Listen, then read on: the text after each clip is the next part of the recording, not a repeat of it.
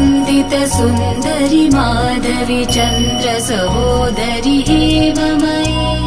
मुनिगणमण्डित मोक्षप्रदायनि मञ्जुलभाषिणि वेदनुते पङ्कजवासिनि देवसुपूजित सद्गुणवर्षिणि शान्तियुते जय जय हे मधुसूदन कामिनि आदिलक्ष्मि जय पालय माम् जय जय हे मधुसूदन कामिनि आदिलक्ष्मि जय पालय माम्